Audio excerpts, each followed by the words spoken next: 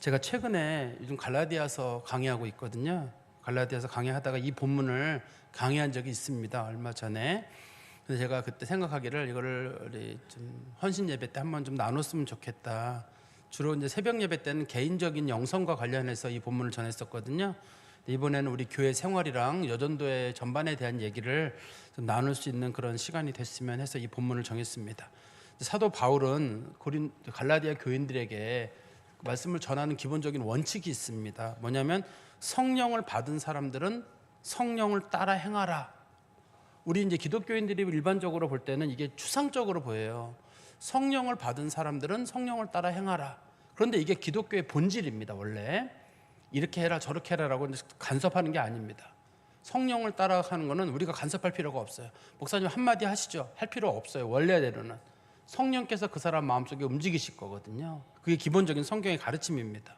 그런데 성경에서는 성령을 받은 사람들에게는 9가지 열매가 나온다고 얘기를 하잖아요. 우리 22절 23절에 보십시오. 5장 갈라디아서 5장 22절 23절에 보시면 오직 성령의 열매는 사랑과 희락과 화평과 오래 참음과 자비와 양선과 충성과 온유와 절제니 이 같은 것을 금지할 법이 없느니라. 이렇게 돼 있잖아요. 여기 보면 특별히 성령의 법이 9가지가 나온 다음에 열매가 거기 보면 금지할 법이 없다는 것은 예외 없이 모든 사람에게 이게 적용된다는 뜻이에요. 이 9가지 열매는 예수 믿는 사람들, 성령 받은 사람들에게는 반드시 나타난다는 뜻입니다. 그러니까 저는 예외인 것 같아요. 그러면 그 사람은 성령 받지 않은 사람이거나 아니면 성령의 역사를 스스로가 거부하고 있거나 둘 중에 하나라고 보시면 될 것 같습니다. 성령 받은 사람들은 성령 받았단 말은 그 안에 예수의 영이 머무르고 성령이 머무르시기 때문에 하나님의 성품이 그 안에 생기게 되고 하나님의 성품을 가진 사람들은 하나님의 성품이 저절로 나와요. 그 속에서 변화가 일어나게 되면 그게 겉으로 열매가 드러나게 돼 있거든요. 그래서 교회에서는 사람들에게 뭘 강요할 필요가 없습니다. 성령 받으세요. 성령 따라 행하십시오. 그러면 되는 거예요. 근데 자꾸 우리가 이제 강요를 하는 거를 이유는 뭐냐면 성도들이 하나님께서 주시는 이 감동들을 거부하는 일들이 생기기 때문에 그래요. 하나님의 영은 반드시 하나님의 영이 원하시는 방향으로 사람들을 바꾸거든요. 근데 어떤 분이 말씀하시기를 저는 성령께서 아무것도 하지 말라고 하셨습니다. 이렇게 말씀하시는 분을 제가 들어본 적이 있어요. 그러면 그거는 성령이 잘못됐든지 그 사람이 잘못됐든지 하나님은 성령을 왜 주시냐면 그걸 통해서 구원의 확신을 주는 게 첫 번째고 두 번째는 하나님의 교회를 섬기라고 이런 교회만이 아니라 우리 교회뿐만 아니라 전 세계에 있는 모든 교회를 선교를 통해서든 모든 걸 통해서든 하나님을 섬기라고 우리에게 성령을 주신 거지 그걸 가지고 뭐 구원받고 그런 거로 끝나라는 건 아니거든요. 그러니까 성령의 역사를 무시하는 일은 우리에게 있어서는 안 돼요. 그러니까 내가 어느 날 나는 교회를 하고 싶지 않아요. 전혀. 그리고 봉사도 하고 싶지 않아요. 그럴 때는 어떤 마음이 드는 거냐면 두 가지가 들으면 돼요. 나는 가짜인가 보다 하는 생각이 하나가 들든지 아니면 내가 성령의 역사를 거부하는구나. 회방이라고 하는 거랑은 달라요. 회방이라고 하는 건 뭐냐면 하나님의 역사가 분명한데도 그거를 막 억지로 방해를 하고 문제를 일으키고 예수님께서 병을 고쳤는데 바리새인들이 와가지고 귀신의 왕 바알세불을 힘입어서 귀신을 쫓아낸다. 이런 식으로 하나님의 역사를 막 모욕하는 경우 있죠. 그건 성령 회방죄라고 불러요. 그렇게 하지 말고 그런 거랑 별개로 성령의 역사를 거부하는 사람들이 있습니다. 그걸 이제 성경적인 용어로는 성령의 역사를 소멸한다고 하거든요. 하나님이 분명히 역사하시는데 그거를 그 사람이 자꾸 눌러버리는 거예요. 하나님께서 너 교회를 봉사해라 그럴 때 하나님 가만 계세요. 내가 알아서 할 테니까 가만 계세요. 아무개야 너는 교회를 위해서 이걸 해야 된다. 하나님 알아서 한다니까 가만 계세요. 보통의 경우 성령님은 반드시 역사하게 돼 있거든요. 우리의 마음속에 참아라 용서해라 끌어안아라 그 일을 네가 해라 이렇게 하지 하나님께서 얘야 너는 뒤로 물러나라 다른 사람만 하도록 하고 너는 쭉 빠져라 그렇게 말씀하시는 성령은 없어요. 원칙적으로는. 우리 기독교는 원칙이 이게 성령을 따라 행하라가 가장 기본적인 원칙입니다. 그런데 우리가 이걸 안 하게 되니까 우리들 스스로가 거기다가 무슨 살을 붙여가지고 집사는 뭐 해야 된다, 권사는 뭐 해야 된다, 남전도회는 뭐 해야 된다 이런 얘기를 우리가 하는 거잖아요. 근데 기독교는 원칙이 간단합니다. 예수 믿으면 성령 받고 성령 받으면 하나님이 그 사람 새 사람으로 만드셔서 하나님이 움직이시고 책임은 누가 지느냐? 성령님이 책임을 지는 거예요. 그러면 우리가 강권하지 않아도 되냐? 사실은 강권하지 않아도 돼요. 그 책임은 누구한테 있냐면 하나님이 알아서 하실 일이기 때문에 그 사람 쓸지 안 쓸지는 하나님이 알아서 하실 거기 때문에 사실 우리는 별로 그거에 대해서 책임질 일이 별로 없어요. 그렇지만 이제 목회자들이나 교회에 오래되신 분들은 그래도 혹시라도 그 사람이 시험 들까 싶어가지고 자꾸 옆에서 권면을 하죠. 그러나 원칙은 있습니다. 예수 믿은 사람은 성령 받고 성령 받으면 성령의 열매가 드러나게 되고 또 그 사람 그걸 통해서 하나님의 일이 이루어진다. 그런데 이거를 조심해야 할 부분이 하나가 있습니다. 목사님, 저 사람은 성령의 열매가 없어요. 저 사람은 가짜인가요? 그런 건 아니에요. 이게 역으로 적용시키면 안 돼요. 예수 믿는 사람들에게는 반드시 열매가 드러나야 되는데 열매가 안 드러난다고 저 사람은 가짜입니다 이렇게 하는 게 아니라 열매가 드러날 때까지 기다려주고 참고 그런 과정들이 필요한 거고 옆에서 같이 경건과 기도로 세워져 가는 게 필요한 거지. 저 사람은 목사님 가짜, 나 저 사람 때문에 교회 못 다니겠어요. 저 사람 예수 믿는 사람이 사랑도 없고 즐거움도 없고 자비도 없고 용서도 없고 난 저런 사람 보면은 교회 안 다니겠다고 말이에요. 이런 식으로 얘기하는 건 옳지 않아요. 기다려주고 참아주는 게 필요한 것 같습니다. 그리고 성령의 두 번째 원칙이 뭐냐면 성령 받은 사람들은 사랑으로 서로 종노릇하라. 우리는 5장 13절에 보면 나오죠. 갈라디아 5장 13절에 보시죠. 형제들아, 너희가 자유를 위하여 부르심을 입었으나 그러나 그 자유를 육체의 기회로 삼지 말고 오직 사랑으로 서로 종노릇하라. 그리스도인들은 봉사를 해도 되고 안 해도 돼요. 원칙적으로는. 그렇지만 그리스도인들에게 하나님 주시는 말씀은 뭐냐면 너희들은 그 자유를 그렇게 쓰지 마라. 다른 사람들을 섬기는 일에 사용해라. 예수 믿는 사람들은. 그래서 예수 믿는 사람들은 자유의지가 있나요 없나요? 엄밀하게 예수 믿는 사람은 자유의지가 없어요. 그래도 우리는 자유의지를 따라 결정하지 않습니까? 그러면 그 사람은 예수의 종이 아니에요. 예수님으로 말미암아 새로운 사람이 된 사람들은 나의 모든 권리를 예수님에게 맡긴 거거든요. 그래서 예수님을 나의 주님으로 섬기겠습니다 라고 하고 따라가는 거예요, 우리가. 그렇기 때문에 예수 믿는 사람들은 서로 종된 마음으로 예수를 섬기는 마음으로 다른 사람들도 섬기는 것들, 그것이 이제 교회가 해야 될 일들입니다. 그러니까 교회 다니는 사람들은 하나님 앞에서 항상 종된 모습이에요. 그래서 다른 사람들 섬기고 돌보고 하는 일에 기독교인들이 마음을 쓰는 거예요. 이것도 성령 받은 사람들에게 자연스럽게 나타나는 일입니다. 그러니까 우리 교회가 올해 주제가 사랑을 실천하는 교회다 할 때 여러분 사랑을 실천하세요. 가서 선교하시고요. 여러분 장애인 시설 돌보시고요. 부부간에 사랑하시고 이렇게 말할 필요가 없어요. 원칙적으로는. 여러분 성령 받으세요. 성령께서 여러분들에게 인도하시는 대로 따라가세요. 목사님 저는 안 들립니다. 잘 들어보세요. 말씀에 귀를 기울이시고 양심에 손을 대시고 잘 들어보세요. 하나님께서 분명히 말씀하십니다. 당신에게 당신이 가지고 있는 그 재능과 달란트를 통해서 뭘 하라고 하나님 반드시 말씀하십니다. 그러니 철저하게 자기를 낮추시고 하나님이 어떻게 하시는지 한번 보십시오. 우리 아까 그 염성현 집사님께서 찬양을 인도하실 때 우리 흑인들 예배드리는 모습 보잖아요. 우리가 사실 여기서 표현은 못해요. 저 예배드리는 모습을 보면 우리가 하나님께서 우리를 만지시는 게 느껴져요. 하나님 만지시는 게 느껴져가지고 참 저랑 우리 찬양팀들이 이렇게 예배를 준비하고 가서 하는 이유 중에 한 가지가 그 감동을 1년 뒤에 다시 또 한 번 이렇게 경험하려고. 우리는 생각하기를 뭐 저 사람들 뭐 배우지도 못하고 뭐 흑인들 뭐 시커먼 거 왔다 갔다 하고 뭐 우리만큼 예배를 잘 드리나? 훨씬 수준 높아요. 우리는 발바닥도 못 쫓아가요. 뭐 감동적이고 뭐 소리 지르고 그런 것도 없어요. 예배를 1시간, 2시간. 제일 긴 예배는 과거에 우리 이스키 권사님이 한번 그때 헌금하셔가지고 사마리아 교회라는 교회에 제가 예배에 참석한 적이 있었는데 그때 예배 시간 2시였었거든요. 2시였었는데 5시가 됐는데 예배가 안 끝나는 거예요. 그래서 내가 물어봤죠. 그랬더니 아직 예배가 시작이 안 됐는데 예배는 시작 3시간이 지난 거예요 이미. 근데 시작은 안 됐는데 6시쯤 되면 사람들이 모이면 그때 시작을 하라. 나는 이제 축도를 하고 설교하고 축도하고 가기로 했거든요. 근데 6시쯤 되면 사람들이 모인다. 그럼 언제까지 할까요? 내일 아침 5시까지 이걸 한다는 거예요. 열 몇 시간을. 근데 결국 우리는 6시인가 7시에 나왔어요. 뭐 식사도 하고 뭐 그래야 된다고. 제가 중간에 말씀을 사람들 별로 안 모인데 말씀 전하고 나온 일이 있었거든요. 그분들 말이 예배는 한번 드리면 열 몇 시간은 드려야지 뭐 이게 예배지. 화장실도 잘 안 가더라고요. 특히 또 나미비아가 특성상 건조해가지고 화장실을 안 가요. 어떤 분들이 에이 설마 가겠죠. 진짜로 안 가요. 하루 동안에 한 번도 안 가시는 분들이 열에 9은 될걸요.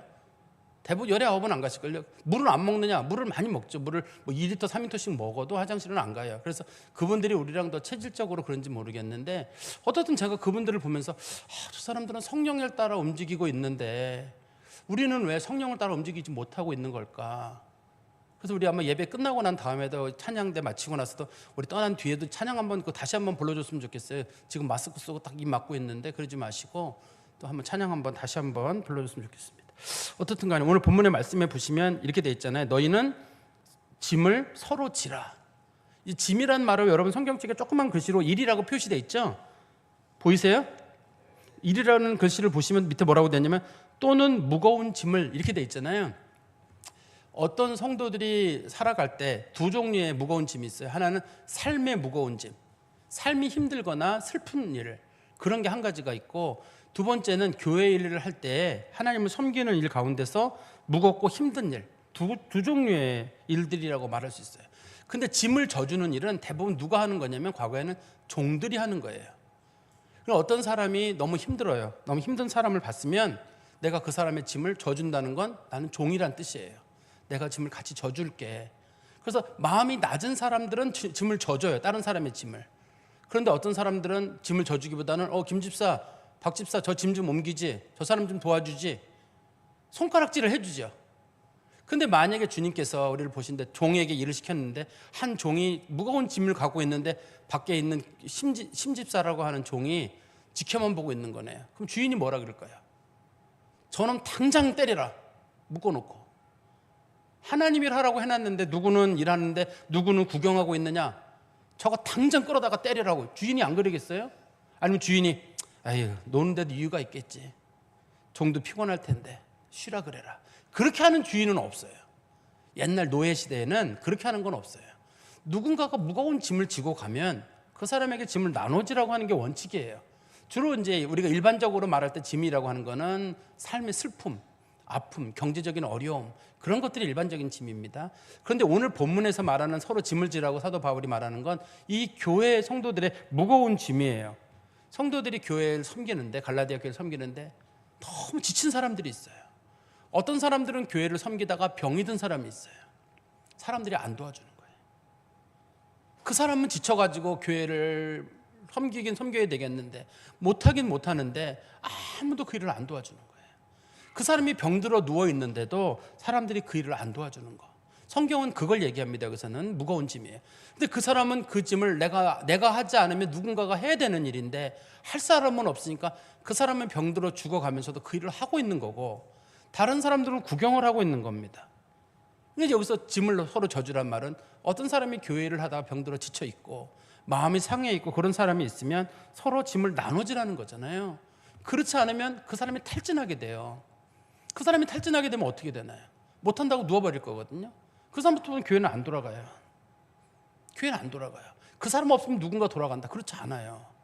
정말 열심히 하는 사람 옆에 그 일을 배우면서 이렇게 도와가던 사람들이 또다시 일을 하는 거지, 누군가가 탈진하고 병들어 버리게 되면 사람들이 그 일에 대해 겁을 내게 되거든요.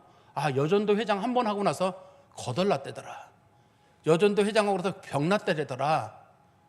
그러면 사람들이 다시는 여전도 회장 서로 안 하려고 그러죠. 그럼 여전도 회장은 누가 뽑히냐면 여전도 총회 안 온 사람, 그 사람이 뽑히죠. 사람들이 두고 봐라, 너 안 온 너를 뽑는다. 그래서 이제 안 온 사람 중에 누가 뽑히게 되면 그 사람은 또 억지로 그 일을 하다가 내가 1년만 하고는 교회는 안 나온다. 이런 식으로 제가 여전도 애들 말씀하시는 거 몇 번 들어본 적이 있거든요. 그런데 교회에 여러 가지 일들이 있어요. 말씀 사역도 있고 봉사도 있고 여러 가지 일들이 있는데, 이런 일을 할 때 교회에 온 사람들은 서로 짐을 좀 나눠줘라. 그런데 제가 생각이 들기를 최근에 그런 생각이 들었어요. 근데 대부분 분들은 교회를 섬기러 온 것이 아니라 은혜를 받으러 온 것 같아요. 너 교회 왜 왔니? 저 은혜 받으러 왔어요. 영어식 표현으로 원래 은혜 받았다는 말의 뜻이 두 가지가 있어요. 하나는 당신의 말씀이 내 마음에 감동이 됐습니다. touch my heart이라고 합니다. 그게 말씀이 touch my heart, 마음을 움직였다 뜻도 있고, 영어로 사실 은혜 받았다는 말의 기본적인 진짜 직접적인 영어는 enjoyed예요. 내가 예배를 잘 즐겼습니다. 영어로 enjoy라고 하거든요. 근데 우리나라 사람들은 enjoy예요. 너 교회 왜 왔느냐? 나 은혜 받으러 왔다. 교회 와서 누리고 즐기고 감동받고.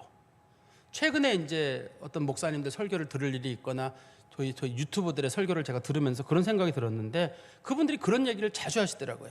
편안한 교회 가라. 봉사하거나 헌금하거나 선교하라는 교회는 절대 가지 마라. 가짜일 가능성이 높다. 그렇게 말씀하시더라고요. 설령 그러한 교회를 다니더라도 여러분들이 교회 은혜 받으러 다니는 거지 봉사하러 다니는 거 아니다. 절대 봉사하지 마라.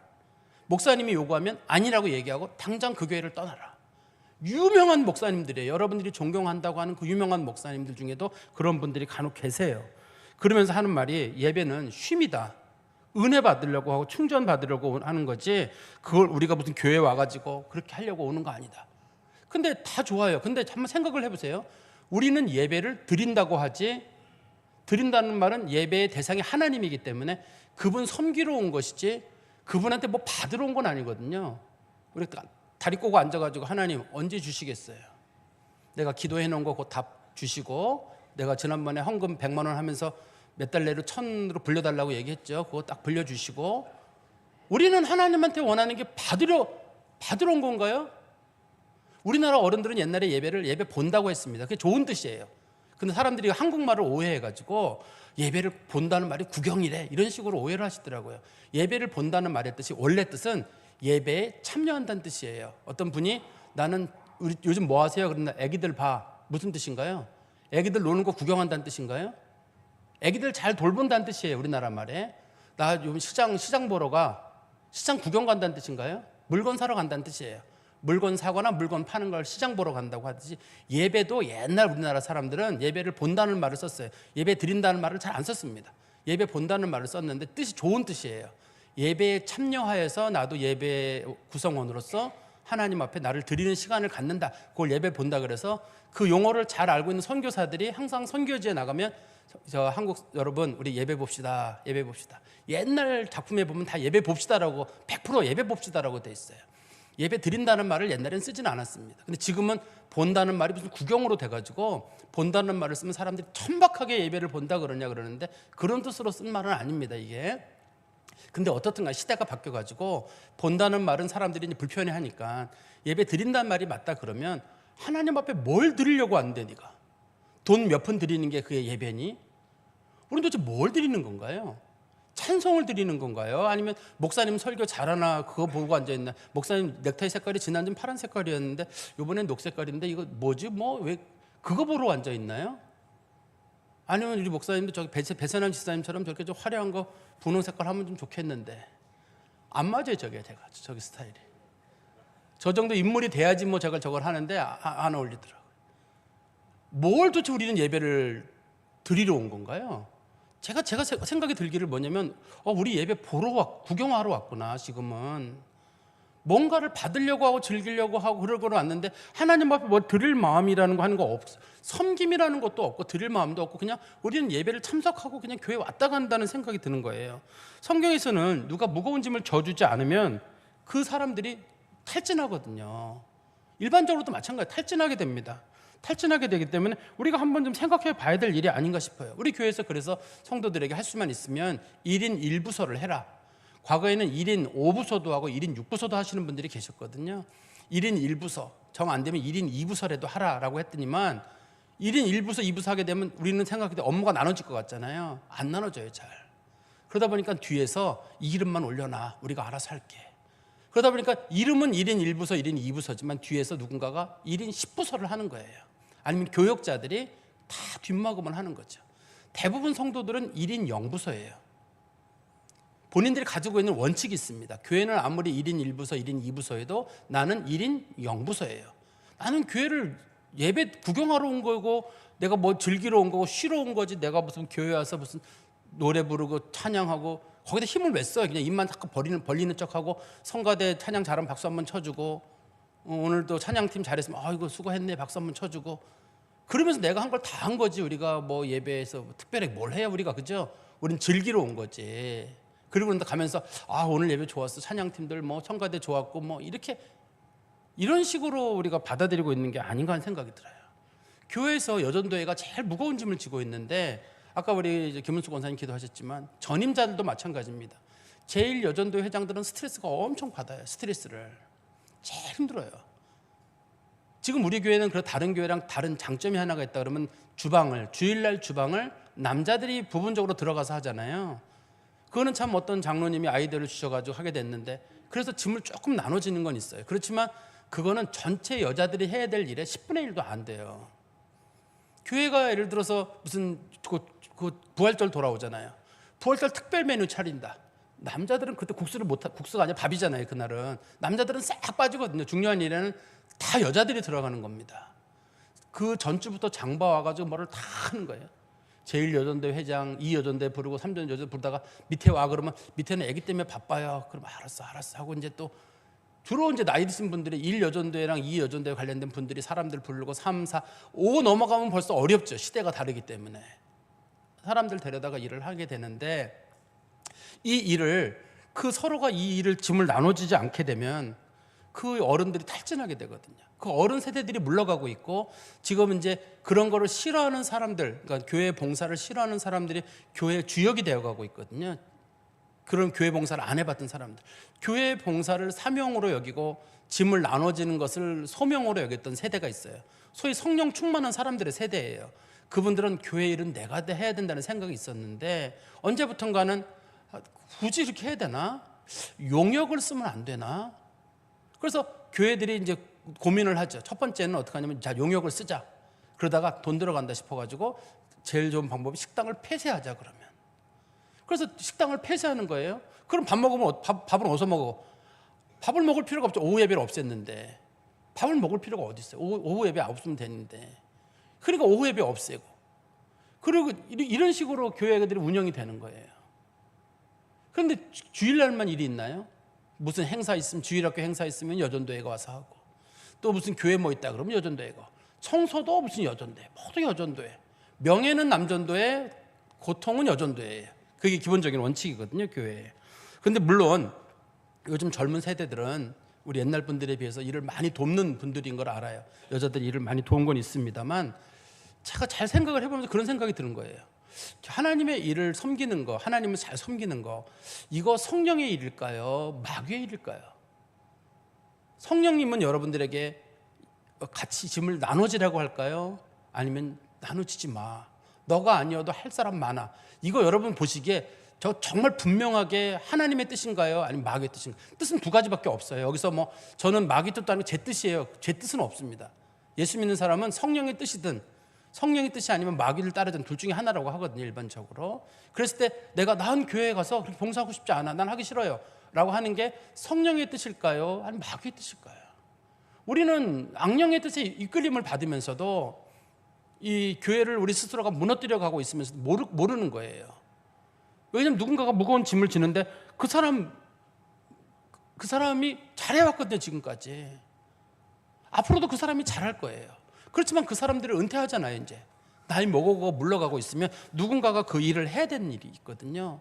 또 한 가지는 제가 최근에 이제 뭘 살펴보다 보니까 우리는 돌봄 중독이라는 것에 빠져 있어요. 교회가 나를 돌봐야 된다는 생각이 많아요. 나는 교회에 오는 이유가 돌봄을 받는 거예요. 그래서 나는 아무것도 교회에서 하지 않지만 나는 교회가 나에게 서비스를 제공해 줘야 된다고 생각을 하고 있고 또 교회가 서비스가 부족하면 그 교회는 말이야 뭐 정수기도 어쩌고 저쩌고 뭐도 그렇고 그 교회는 좀 불편해. 난 편한 교회로 갈 거야. 서비스가 제공이 잘 되는 교회를 좋은 교회라고 생각해서 교회를 움직이게 되죠. 또 주일학교 아이들도 마찬가지야. 아이들을 잘 돌보는 교회가 있으면 난 그 교회에 갈 거야. 여기서는 제가 말하는 건 예배를 얘기하는 게 아니라 육아 시설이 잘 되는 교회들이 있거든요. 타가 시설이나 거기는 좋다고 생각하고 그렇지 않은 교회 내가 돌봐줘야 되겠다. 타가 시설이 부족한데 내가 돌봐줘야 되겠다. 그런 마음보다는 내가 돌봄의 1차 대상인 거예요. 그러니까 너 교회를 왜 오는데 나는 교회 서비스를 받고 돌봄을 받기를 원하는 거예요. 그런데 교회가 돌보는 데는 원칙이 있어야 되잖아요. 교회가 돌보는 데는 원칙이 뭐냐면 연로하신 분들이 계시잖아요. 70대, 80대, 90대들은 돌봄의 대상이 될 수밖에 없어요. 그분들을 먼저 돌봐야 되거든요. 교회에서는 병드신 분들, 가난한 분들 교회가 돌봄의 대상이에요. 나머지 분들은 그 다음이에요. 근데 상당수 우리는 돌봄 중독에 빠져 있기 때문에 내가 먼저 돌봄을 받아야 되겠다고 생각하는 거예요.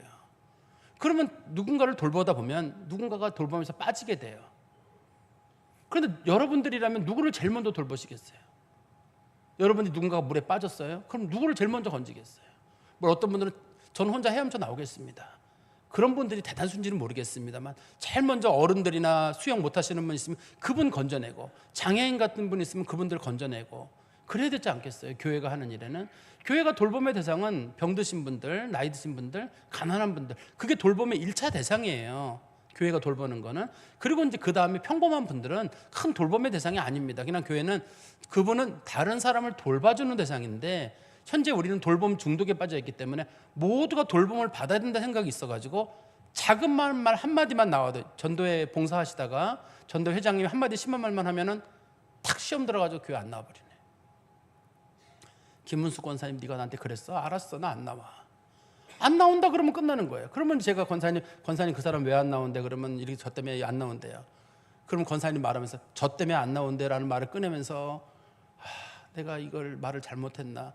담대한 분이라 뭐 그렇게 후회는 잘 안 하시는 분입니다만, 어떻든 간에 그런 얘기를 한, 누구 때문에 안 나온다라는 말을 꺼내고 나면 여전도 회장으로서 일을 힘든 데다가 말 한마디 던졌는데 그게 그렇게 시험 든다 그러면 어떻게 일을 처리해야 되는가. 그래서 웬만하면 좀 시험 들지 마시고 그냥 즐거운 마음으로 하시고, 교회의 일이라는 건 서로 앞장서서 해야 될 일인 것이지 그게 누구 일이라는 게 어디 있어요. 다시 한번 우리 6장 2절에 보십시오. 너희가 짐을 서로 지라 그리하여 그리스도의 법을 성취하라. 그 뒤에 보면 그리스도의 법이란 말이 나오잖아요. 그리스도의 법이란 말의 성경적인 일반적인 정의는 사랑이에요. 사랑으로 하라는 말이 전제입니다만, 여기서는 사랑이란 말이 아니라 성령의 법이에요. 하나님께서 너에게 주신 성령의 감동을 가지고, 그게 첫 번째고, 두 번째는 그리스도를 본받아서. 예수님이라면 그 상황에서 어떻게 했겠느냐. 예수님께서는 잡히시던 전날 밤에 제자들 식사 후에 제자들 앉혀놓고 발 다 씻기셨거든요. 예수님께서 섬기시는 게 예수님의 법이에요. 섬김이 예수님의 법이고, 사랑과 봉사와 나눔이 예수님의 법이에요. 이게 서로 짐을 지는 게 예수를 따라가는 길이고 성령을 따라가는 길입니다. 이거는 그래서 성도들이 당연히 해야 될 일입니다. 그런데 어떤 사람이 예를 들어서 저는 못하겠어요. 저는. 그러면 종이 상전보다 높아지려고 하는 거예요. 예수님도 하셨는데 내가 왜 못해요? 예수님께서 그런 말씀하셨거든요. 종이, 마태복음 10장 24절인데요. 제자가 그 선생보다 또는 종이 그 상전보다 높지 못하리라. 예수님이 이 말씀 왜 하셨냐면, 향후 너희들에게 큰 박해가 올 것이다. 어떻게 하겠느냐? 두렵습니다. 박해 당해라. 내가 십자가를 졌으니 너희도 져야 한다. 섬겨라. 저희는 섬기는 거 못하겠습니다. 내가 섬겼듯이 너희도 섬겨라. 저희가 안 하면 어떻게 되죠? 네가 나보다 높다는 거잖아. 내가 진 십자가를 네가 왜 안 지고, 내가 남을 섬겨 네가 안 섬겨. 네가 뭔데 남을 안 섬기냐. 예수님도 섬겼는데 네가 뭐라고 안 섬기냐는 거예요. 우리가 예수님보다 높아지려고 하는 경우가 있고, 그 사람보다 높아지는 건 둘째 문제고, 예수님도 낮아지시고 예수님도 섬겼는데 우리가 예수님보다 뭐가 낫다고 우리가 못 섬기냐는 거죠. 그래서 우리가 다른 사람의 짐을 좀 잘 져줬으면 좋겠어요. 다른 사람의 짐을 지는 사람이 많은 교회는 은혜로워지고 향기가 나요. 그 교회 참 은혜롭더라, 그런 게 느껴지고, 교회에 주인이 많은 교회가 있어요. 다 주인인 경우. 여러분들은 전부 양반집 교수들이잖아요. 다 왕족들이고. 그래서 전부 아마 그 머슴을 두고 살아서 그러신지 좀처럼 남 섬기기가 어렵네요. 저는 불행히도 종의 집안, 노비 출신이에요. 주의 종이라고 부르죠, 사람들이 저를. 그래서 노비 출신입니다. 저는 노비 출신이어서 섬기는 게 개인적으로 별로 불편하지가 않아요. 아마 내가 그리스도의 종이라서, 그리스도의 노예라서 아마 그런지 모르겠어요. 여러분들 스스로가 신분을, 난 양반집이야. 여기서 양반 쌍놈이 어디 있어요? 다 우리는 그리스도의 종이기 때문에 다 노예고 다 노비들이지. 우리가 나는 왕족이고 왕 같은 제사장이고. 왕 같은 제사장이란 말은 신분값 하라는 뜻인 거지, 그게 좋은 뜻으로 쓰인 건 아니잖아요. 너 신분값 해라. 정말 그렇게 헛되게 가볍게 살지 말라, 그런 뜻인 거지. 그걸 가지고 나는 왕 같은 제사장이다, 뭐 그렇게 해서 나를 너무 높이지 마시고, 스스로가 그리스도가 낮아진 것처럼 낮아져야 되지 않을까. 왜 이렇지 않으면 일하시던 분들이 지쳐서 쓰러져요. 제가 성도들이 이렇게 일하는 거 보면서 저 사람 저러다 쓰러지면 어떡하지? 저 사람 쓰러지면 어떡하지? 그래서 제가 이제 누군가 좀 도와주세요 그러면 사람들이 하는 말이 알아서 하실 거예요. 저 사람 혼자도 잘해요. 쓰러질까 봐. 근데 제가 도울 수 있는 일이라면 도와드릴 텐데, 여전도의 일은 제가 도울 수 있는 일들이 별로 없잖아요. 제가 망치질을 잘해요. 보셨죠? 지난 영상에서. 그런 건 잘하는데 그게 여전도에게 무슨 도움이 되겠어요? 제가 그게 망치질 잘하는 게. 사람 가슴에 대못 박는 거나 잘하지. 제가 뭘 하겠어요? 그러니 제가 도울 수 있는 일은 한정돼 있고, 우리 성도님들이 특히 여전도의 식구들은 조금만 짐을 서로 나눠줬으면 좋겠는데, 그 짐을 나눠주는 사람들은 그리스도의 동역자고 하나님의 동역자예요. 예수님께서 그 사도 바울도 그런 표현을 잘 쓰거든요. 너희들은 하나님의 동역자다. 하나님이 너희를 동역자로 여겨주신다고 말씀하시거든요. 우리가 성령 받은 사람이고 성령을 따라 행하는 사람들이고, 성령은 우리들에게 밤에 반드시 감동을 주세요. 우리들하고 움직이게 하시고 변화되게 하시고, 우리들하고 그 자리에 머물지 않게 하시고, 우리를 바꿔가시는 건 누구의 교육이 아닙니다. 교육하세요 목사님. 그런데 교육으로 바뀌는 게 아니라 사람을 바꾸는 건 성령이라고 믿어요. 성령이 사람을 바꿔가시는데, 성령께서 감동을 주실 때 그걸 따라가면 성령의 종인 거고, 그거를 거스르면 성경적 표현으로는 마귀의 종이 되는 건데, 우리는 점점 마귀의 종이 많아져 가고 있고, 우리들에게 귀에 속삭이는 마귀의 목소리, 그냥 교회는 그냥 다녀, 구경거리로 다니고 예배는 인조해, 즐기는 쪽으로 두고 네가 거기에 깊이 개입되지 마, 그런 식의 사람들이 얘기에 너무 귀 기울이는 게 아닌가. 지금 교회 보면 짐에 지친 사람들, 병이 들 정도로 힘든 사람들이 교회 일에 많이 있어요. 그분들이 10사람의 몫을 하기도 하고 20사람의 몫을 하기도 합니다. 아실 거예요. 여전도의 분들끼리는 아실 거예요. 잘 보시고 서로 좀 짐을 잘 나눠줘 주셔서, 특별히 이제 윗 여전도의 분들 거는 아래 여전도회가 좀 배우시고, 또 다른 교회들은 아래 여전도회들이 일을 잘 안 하더라도 우리 교회 여전도회는 7, 8 여전도회를 할지라도 같이 좀 져주시고, 7, 8 여전도회는 또 남편들이 같이 좀 아기들을 돌봐주잖아요. 요즘은 옛날하고 달라가지고 많이 도와주시고 해가지고 교회가 전반적으로 짐을 잘 져주셔서 2026년도 우리 교회 여전도회가 아픈 사람도 별로 없고 지친 사람도 없이 정말 2026년이 참 은혜로웠다, 하나님의 성령이 우리를 움직였다라고 고백하는 그런 한 해가 되기를 간절히 소망합니다. 기도하겠습니다. 하나님 아버지, 주님 은혜 감사합니다. 저희 교회 여전도회를 통해서 교회가 여러 모양으로 세워지는 것을 봅니다. 그 여정들이 보이지 않는 곳에서 수고하고 땀 흘리고 애씀으로 인해서 다 손이 갈라지고 습진이 나고 하는 그런 과정 가운데 교회가 일이 이루어지고, 그들을 통해서 주일학교가 또한 이루어지고, 어른 예배가 이루어지고, 모든 섬김과 모든 일들이 우리 여전도회를 중심으로 이루어지는 걸 잘 알고 있습니다.